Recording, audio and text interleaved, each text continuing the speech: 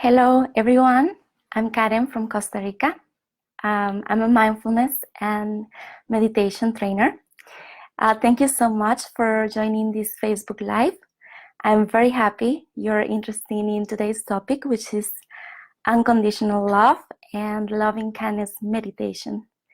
So please feel free to ask any questions or make any comments at the end of this session. It will be some time, or I can answer the questions after we've finished. So, first part of the live, I will talk about unconditional love, some topics, some definitions, and the second part, I will guide you through Metta or loving kindness meditation. So, are you ready?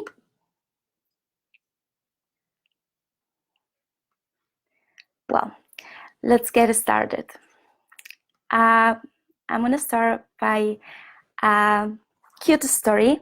So when I was a kid, I entered school when I was 6 years and a half old. So my mother told me that I should behave properly and have my uniform very clean and tidy so that my teacher will feel proud of me. So this was the truth. My teacher always felt very proud of me, and she put me up front of my friends in a school, my classmates, and she told everybody, oh, hey, look how tidy and clean she looks. This is the way everybody should wear the uniform at school. So I felt very, very good. You know, I was getting reward for a behavior of myself. Of course, my mother didn't do with a bad intention. She had very, very good intentions. But with time, I realized that this has generated in me a wrong concept that to be accepted, I had to be or behave in a certain way. Are you following me? Hi, Nimas. Welcome. Hello, Kin. Very welcome. Welcome, everyone. So, this concept of acceptance, which is a manifestation of love, it's a very superficial concept, I might say. We tend to mistake the idea of unconditional love with attachment. So in this idea of unconditional love, instead of saying, I love you, I want you to make me happy, it says, I love you, therefore I want you to be happy. How is that? So let's make a proper definition of unconditional love. I'm going to read. Unconditional love is the kind of love that wants nothing in return and doesn't rely on judgments or expectations. How good is that? I'm going to repeat one more time so we are attuned with the same definition. Unconditional love is the kind of love that wants nothing in return and doesn't rely on judgments or expectations. So, if you have a different concept, which could be the case, it's fine. But let's attune with this feeling. Close your eyes for just a second and think about how many times do you feel unconditional loved? Open your eyes. So you might be surprised.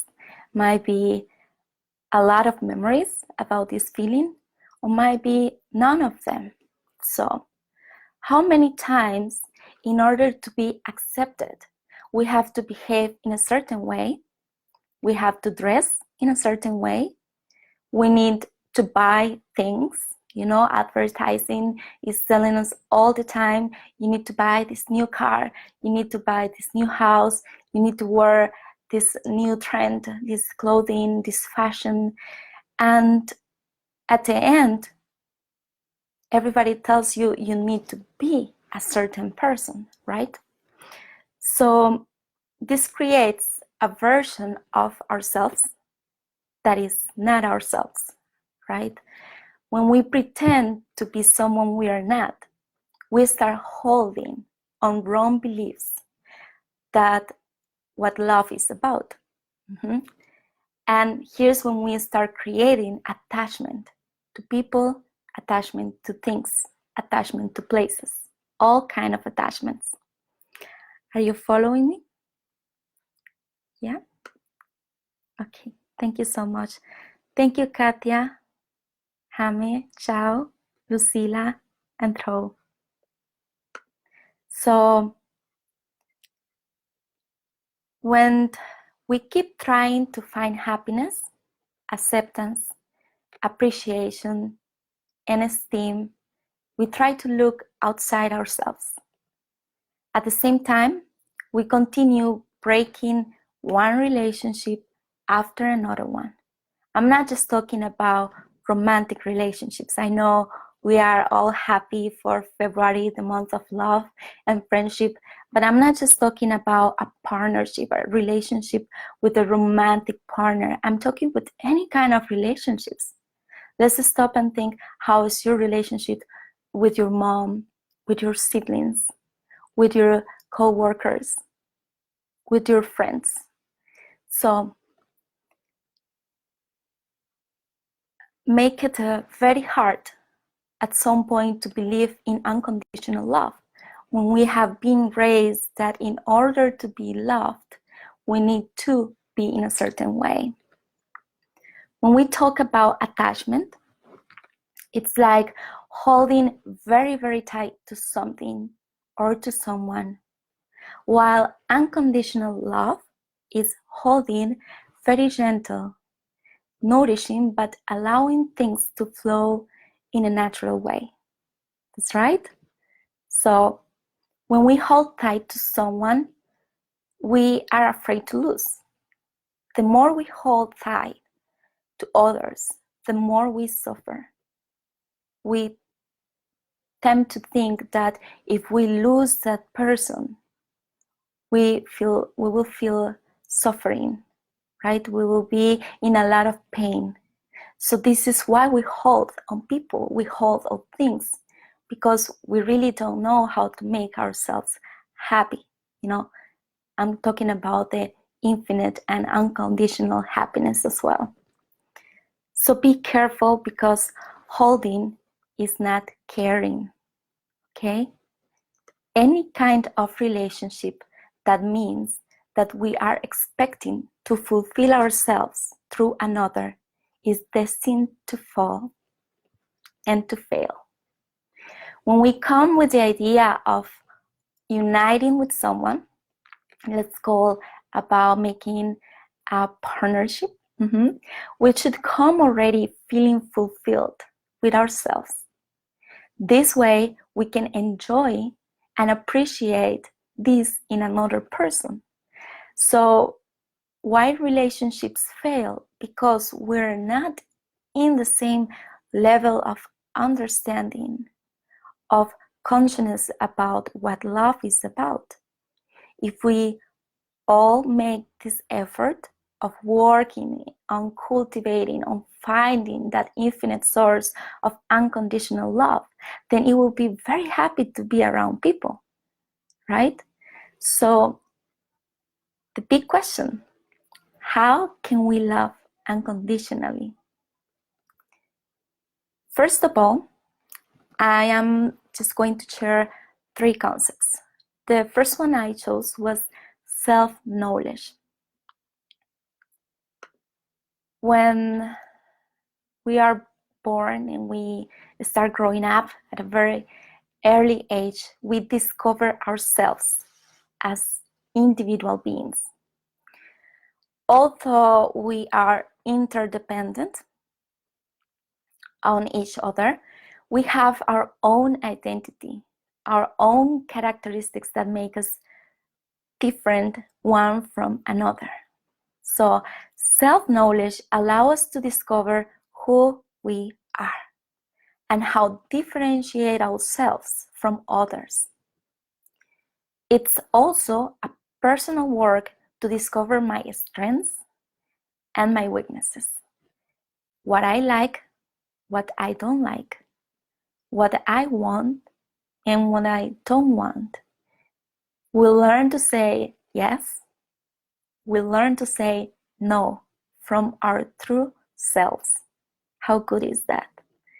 So, turning the look inwards can be difficult sometimes due to traumas from the past.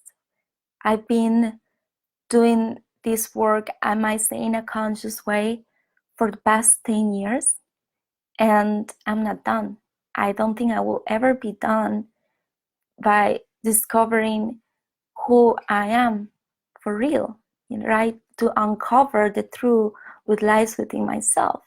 Like, imagine having an onion, right? And every part of the onion, like a shell, it's uncovering the center of this onion, which is the true self. So what we do with self-knowledge is that we start peeling this onion, right? And we finally get to the source, to the connection to the true selves, to who we really are. So it's very important to develop the right methods, the right techniques. As we are all different, we might all need a different technique to do this self-discovering process that help us to know who we are. And one of these techniques that I've been using is meditation. So I will talk a little bit more about meditation after, if it's your first time. So please stay with me. At the moment, we understand and we discover who we really are. This is very, very important. We are able to understand and discover others, right? Accepting the reality of life and the uniqueness in each one of us. By accepting the reality of life, I mean that life is uncontrollable, inconsistent, and impermanent. So we all gonna die. Nothing is for sure, and everything keeps changing, right? Because we are made out of energy, so energy change. Second, we will focus to build unconditional love on self-compassion. People who are compassionate with themselves recognize that failures are experiences and take a balanced approach to negative emotions when they fail. Contrary to what was taught, when we treat ourselves with compassion, we encourage personal and professional growth. So if this is in our New Year's goals, right, to develop our personal and our professional areas, this is very important, to be self-compassionate. By becoming aware that we are struggling with negative feelings, because it's a reality, we allow ourselves to respond with kindness and understanding, right? Instead of judging or criticizing for what is wrong with us. That self-compassionate attitude, it's a practice of goodwill towards ourselves, right? Desiring to achieve this way feelings of happiness and inner peace. So focusing in ourselves is the first step to focus in others. So we will see the importance of this before we finish the session. The third one is self-love. So it's the ability to love ourselves enough, to recognize ourselves and valuable, and that we have things to give. So how much can you love yourself? Again, try to close your eyes just for a second, just for a moment, and think about How do you love yourself? Try to bring a memory of that feeling and open your eyes. So, do you think, have you loved yourself properly? What have you done in your life to love yourself? The self-esteem and the pride of being who we are, that's also self-love. By the traumas from the past, as I said before, we might lose those feelings. We might look outside because we forget how does it feel to be valuable, to be important, right? To be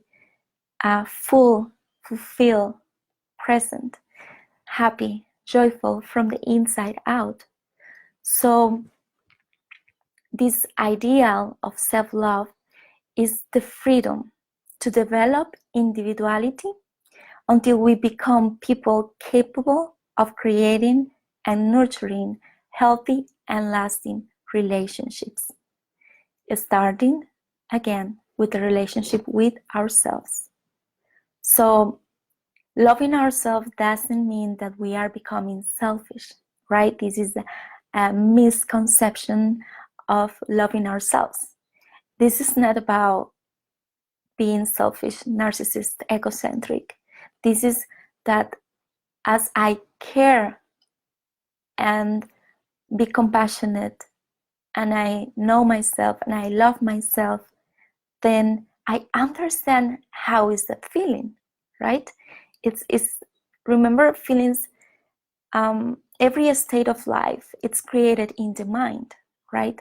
So if we know how to create these feelings, it will be very, very easy to get in touch with those feelings in an infinite way at all times, every time we need them. So we must understand that there is no limitation in the capacity to love. There are no limits to love, and therefore we have the capacity to love not only ourselves, but to love others. So it's impossible to love someone if I don't love myself first. This is basically the key of unconditional love. Mistakenly, we tend to seek love and approval outside, as I said before. Rarely we realize that this feeling is born from within, in the space of the heart. When we discover this new way of love that doesn't require any judgment, any criticizing, any acceptance from the outside world, then we are capable to let go all the attachments to people, to things, and we can start thinking about the benefit of others as well. In a world full of love, there is no room for hate, for selfishness, for resentment, for attachment, or even for emptiness. How many people in this world fight because of loneliness? Why is people getting depressed nowadays? You know, people around me, it's telling me about devastating things that are happening to their friends, to their family members, even to themselves. So it's a reality. If I am capable to find that source of unconditional love, then I can, an inner peace, of course, then I can share that with the world. So we live in a better world. Then instead of being surrounded by negativity and devastation, then we are surrounded by all these positive feelings from the mind. So let me see what time it is. Yeah, perfect. I hope these three practices, right? Self-knowledge, self-compassion, and self-love can be the base for you to understand why unconditional love is so important and is so different than any other love that we know so far. So if you are ready, I am ready for the second part of this session. Thank you for everyone that is joining. Thank you, Tanya. Nice to see you around. So the second part will be the practice of Metta, or loving kindness meditation. For those who never meditated before, meditation is a practice for the mind. Something you need to know is that we have the body and we have the mind. We have the mind that controls the body, like a pilot controls a plane, like the software controls the hardware. So if the mind is full of negativity, if it's muddy, if it's unclear, we are not capable to connect with the source or unconditional love and inner peace. So one of the characteristics of the mind is that the mind is always thinking, right? It's like a monkey jumping from one thought to the other one, and it's very fast. It's like the light. It goes from one thought to the past, to one thought about the future, to one thought from the present moment in a very fast way. So what we do in meditation is to find the mind that is still, that is at peace, and that is a standstill. So what we do in order to accomplish that a state of inner peace and unconditional love is to bring the mind to one place inside our bodies at the center. Okay, so we focus in one thought at a time, right? There are different techniques to meditate, and today we are trying metta meditation, or loving kindness meditation, when we will focus not in one thing, but we will focus in people, right? So loving kindness meditation is about focusing the mind and relaxing. It's a 50-50 balance between relaxation and concentration. Extending love to yourself, extending love to others, and then finding loving ways to help others. So this is, in a very fast way, what loving kindness meditation is about. When we talk about visualization, that means calling to the mind, bringing object or an image visible in the mind. So remember, meditation is all about the mind. We are going to forget about everything else. In this case, we will visualize people. So it means imagine the people towards whom the thoughts of love have to be projected or extended. So we're going to project, we're going to send, we're going to extend our inner feelings of peace and love, first to us and then to others. Is that clear? Hello, everyone. I will answer the questions after some time. Thank you so much for being here. So, I hope you're ready. If it's your first time, again, don't worry. I'm going to guide you. So all you have to do is listen to my voice. If you get distracted by external noises, I don't know, a bird, a dog barking, a car parking, whatever it is around you, try to ignore and come back to my voice. Okay? So let's begin by finding a comfortable position. I hope you are in a quiet place. Then we want our back to be as straight as lengthened, as elegant as possible.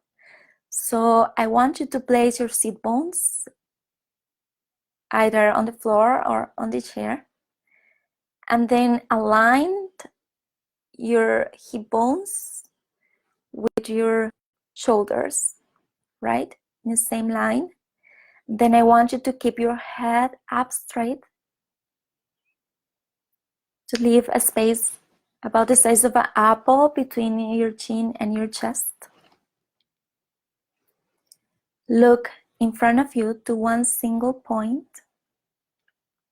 Place your hands on your lap, palms facing up, wherever it feels comfortable for you.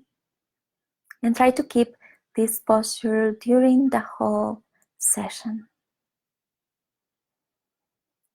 When you're ready, slowly and gently allow your eyes to close.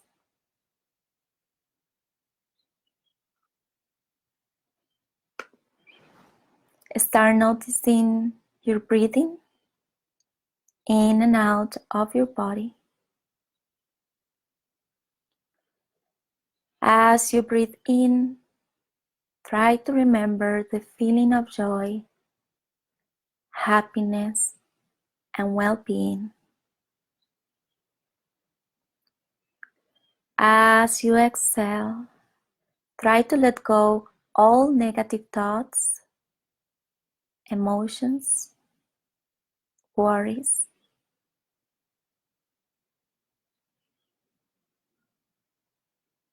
And stay there for a moment, breathing in and out, allowing the whole body to relax from the top of your head down to the tip of your toes.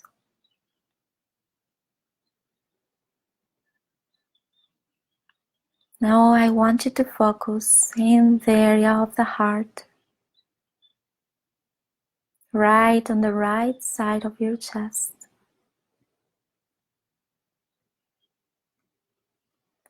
And try to sense the energy of the heart. Is it warm? Is it comfortable? Is it soft? Take as long as you need to connect with this energy. As you continue this process, mentally repeat the word Metta for some time, and mentally think of its meaning. Love as a deep feeling of goodwill, sympathy, and kindness to promote happiness and well-being.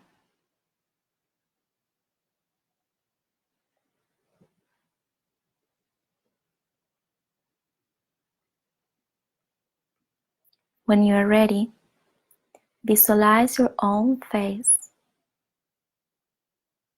with a happy and radiant mood. You might also want to draw a beautiful and gently smile on your face right now.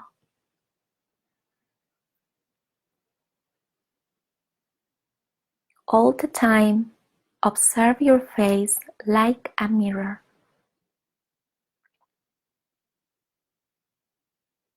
Contemplate yourself in a cheerful mood and put yourself in that same state during the whole time.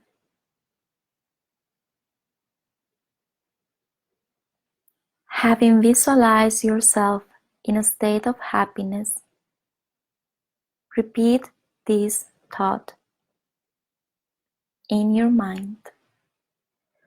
May I be free from suffering. May I live happy and at peace. May I be free from suffering. May I live happy and at peace.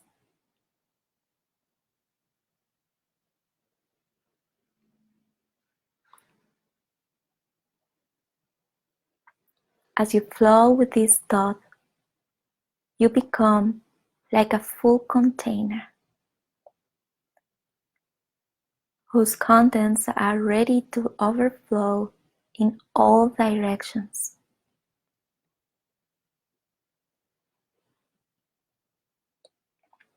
Take as long as you need to fill yourself with this feeling.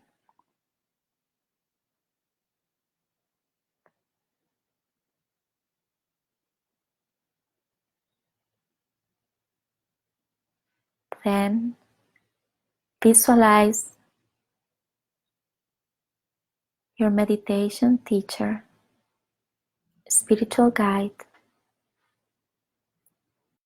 Contemplate him or her in a happy mood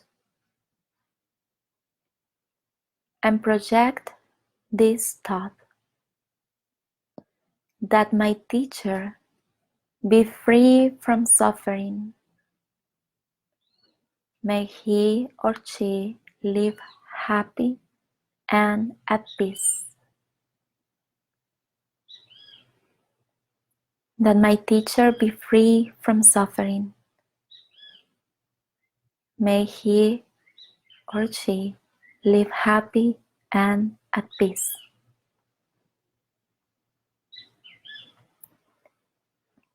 Also, think of other people who are venerable and who are alive, like monks, teachers, parents, elders, and with intensity extend to each of them the metta thought in the same way.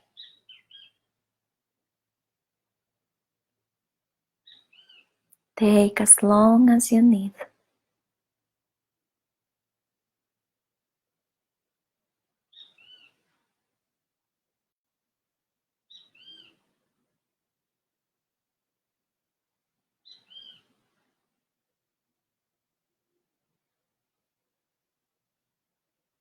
Now, take the time to visualize one by one your loved ones,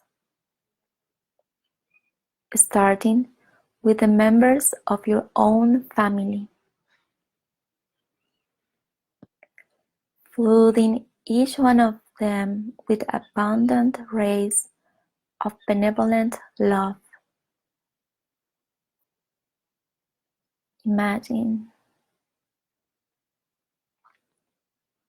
like you are a tree and you're spreading love towards your branches in all directions to your loved ones.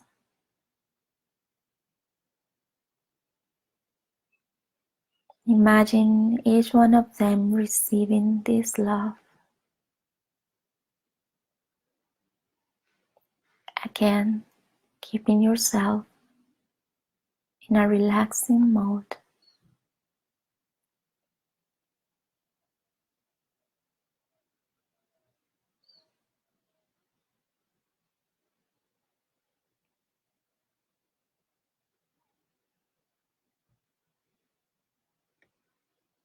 Mentally repeat, may this person be free from suffering. May he or she live happy and at peace. And you're gonna name each one of your loved ones.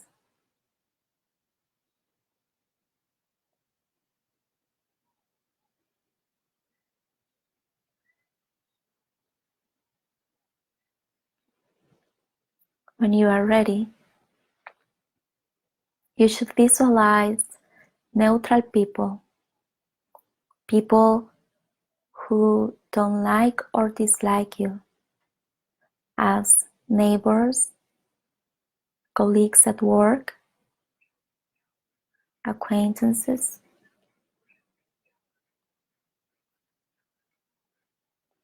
And it radiates the same thought towards them,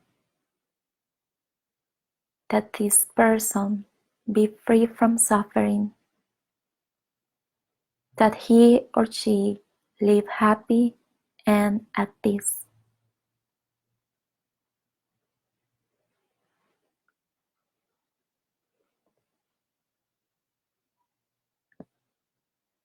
And having radiated thoughts of love to each one of this circle,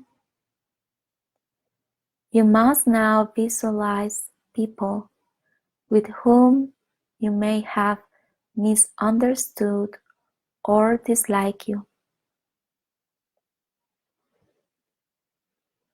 For each one, repeat mentally, I don't have resentment towards him or her, that he or she does not have any resentment towards me. May he or she be happy and at peace.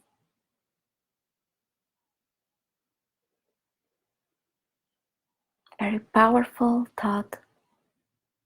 Attune with that for a moment.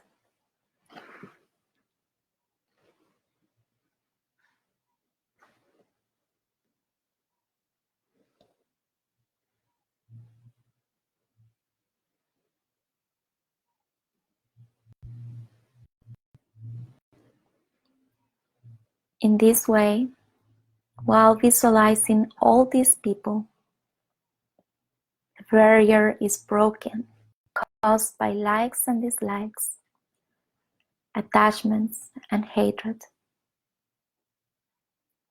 When one is able to see everybody as equal, we acquire a supreme impartiality, neutrality, elevating the mind until it becomes unlimited to love.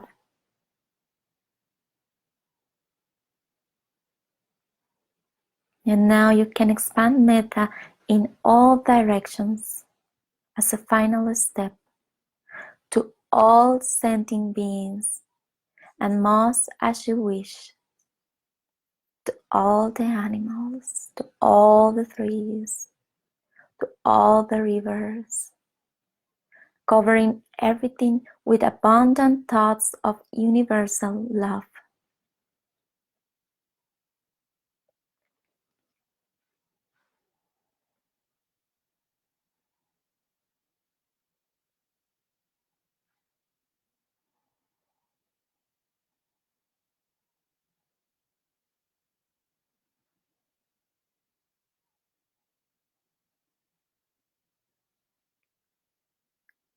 Let's prepare for coming back to the meditation.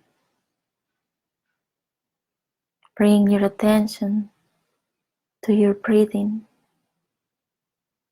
Take a deep breath in and a deep breath out.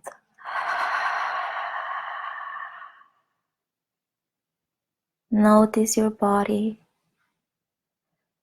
Notice the sounds around you.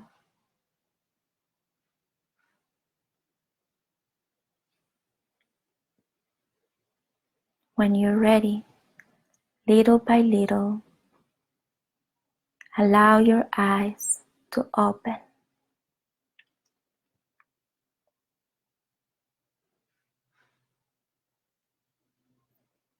Welcome back.